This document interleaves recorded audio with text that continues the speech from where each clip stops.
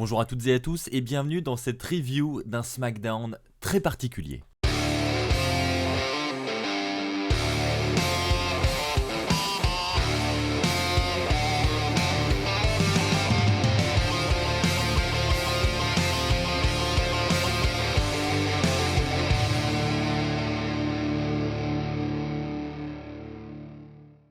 Alors oui, comme je viens de vous le dire, le show a eu lieu dans des conditions très particulières parce que suite à tout ce qui se passe avec le coronavirus, eh bien la WWE a été dans l'obligation d'annuler son show qui devait de base avoir lieu à Détroit dans une arène standard avec des fans présents sur place. La WWE a annulé ce show, ce qui nous a donné donc un show en direct du Performance Center. Et donc le show va justement commencer avec ce message de Triple H qui nous explique un petit peu la situation et qui nous présente ce Performance Center.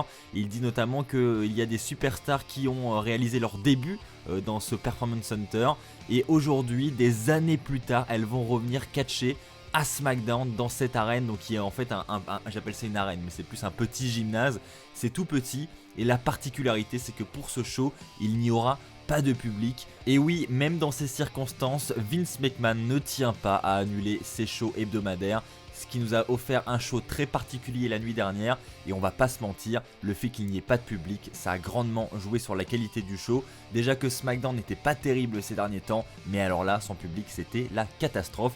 On va y revenir en détail dans un instant. Avant de commencer cette vidéo, je vous conseille de rester jusqu'à la fin de la vidéo, puisque à la fin de la vidéo, je vous donnerai tous les détails pour participer au concours des 70 000 abonnés. Effectivement, vous êtes désormais plus de 70 000 sur la chaîne, et donc à cette occasion, j'ai décidé de vous offrir de nombreux lots pour vous remercier. Donc tous les détails pour participer, ce sera à la fin de cette vidéo. Le premier point de la soirée que je vais évoquer avec vous, c'est le premier match que nous avons eu, un match entre Sasha Banks, Bayley et Alexa Bliss et Nikki Cross, match très particulier parce que, encore une fois, il n'y avait pas de public. Donc comment cela s'est déroulé, comment on en est arrivé à ce match? Nous avons premièrement Triple H qui sera au commentaire avec Michael Cole, donc première grosse surprise de la soirée, ça fait bizarre de voir Triple H au commentaire à la table de SmackDown. Donc il se met à la table des commentateurs et puis ensuite ils vont nous présenter Sasha Banks et Bayley qui arrivent sur le ring. Et donc Sasha Banks et Bayley vont nous dire qu'elles ouvrent SmackDown parce que elles sont les meilleures, parce qu'elles représentent SmackDown, elles sont le visage de SmackDown. Et elles se feront rapidement couper par Alexa Bliss et Nikki Cross. Alexa Bliss va prendre un micro à son tour et elle va dire que la semaine dernière elle a défié les Kabuki Warriors, mais qu'elle n'a pas eu de réponse à ce défi. Les seules réponses qu'elle a eues, c'est quelques tweets sur Twitter, donc c'est ridicule. Et donc que ce soir, pour remédier à cela, elle souhaite défier Sasha Banks et Bayley. Et donc ça nous amène à un match entre les deux équipes. Donc match très particulier parce que c'est dur de se plonger dans le match et d'avoir un bon rythme sans la foule. Là clairement c'était très difficile. Ça fait très bizarre de regarder le match avec des gradins qui sont vides en arrière-plan. C'était vraiment particulier. Bon, on peut pas reprocher aux talents d'avoir fait leur maximum pour nous divertir là-dessus. Clairement, elles ont fait de leur mieux, hein. C'est clair que quand il n'y a pas d'ambiance, c'est très compliqué. Et comme je l'ai dit, hein, ça va jouer sur la qualité du show tout au long de la soirée. Donc la déception elle est là, hein, c'est le fait qu'il n'y ait pas d'ambiance, mais ça ils ne pouvaient rien y faire. Petite anecdote aussi qui a rendu ce show très particulier, c'est que durant les pauses publicitaires, vous savez que habituellement le match continue durant la publicité, hein, parce qu'il y a des gens présents dans l'arène qui regardent le match.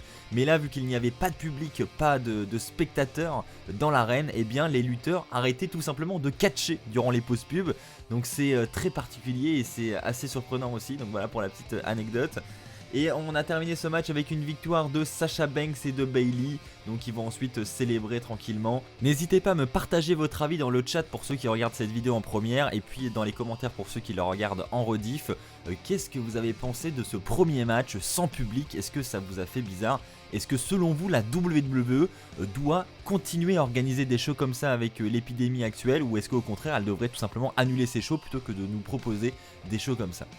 Ensuite nous avons une interview de Roman Reigns avec Michael Cole sur le ring, et donc avec ce genre de segment on voit clairement qu'ils essayent de meubler comme ils peuvent le show, et on va le voir d'autant plus dans un prochain point de la review.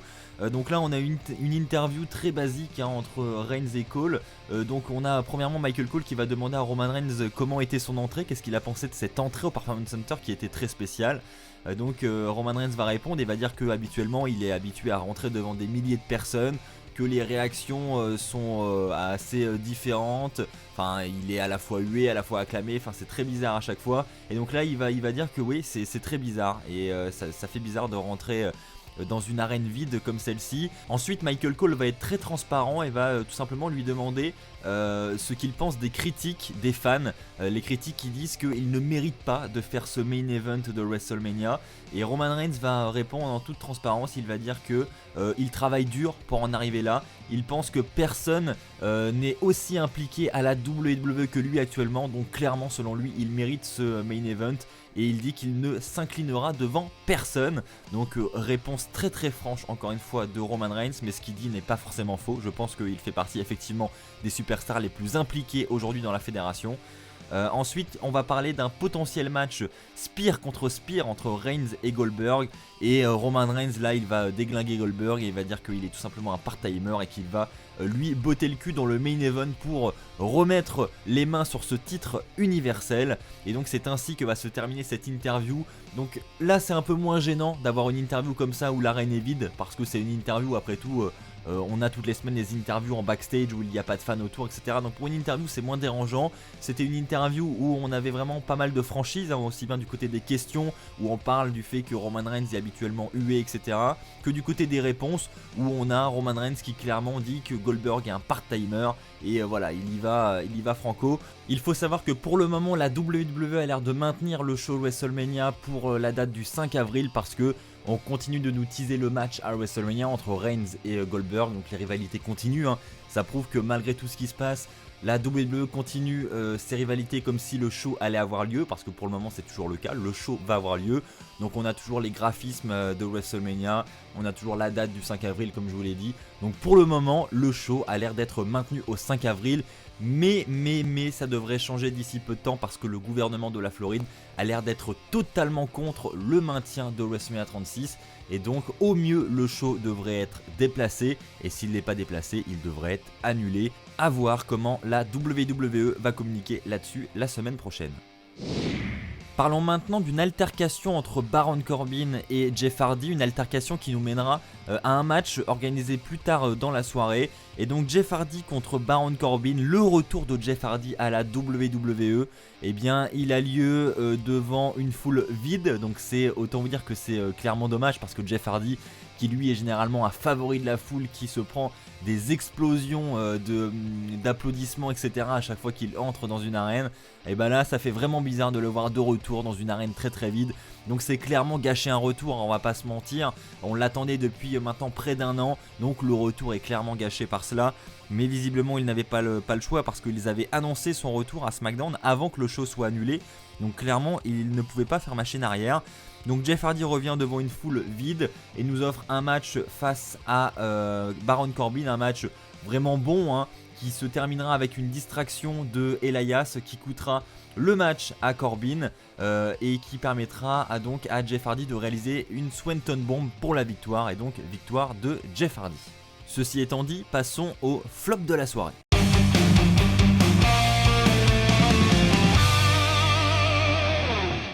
Pour le flop de la soirée, je veux bien sûr évoquer le replay de ce Chamber match qui a eu lieu à Elimination Chamber la semaine dernière. Le Chamber match pour les titres par équipe de SmackDown. La WWE a osé, pour combler ce vide, pour remplir ce temps d'antenne, nous rediffuser un match que nous avons déjà vu. Il s'agit d'un match qui avait lieu à Elimination Chamber, donc le match pour les titres par équipe de SmackDown.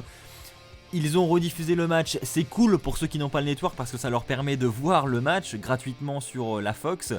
Maintenant, voilà, on voit clairement que ça a été mis en place pour remplir la carte, pour remplir ce show.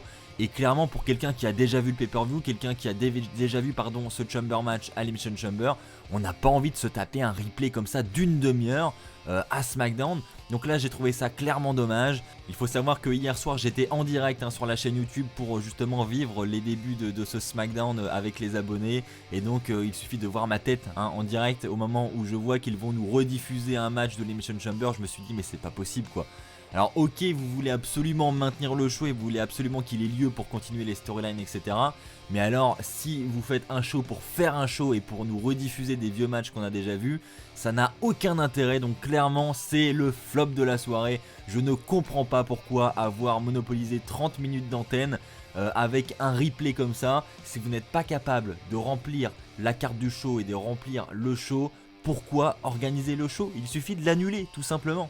Bon allez, ceci étant dit, passons au top de la soirée.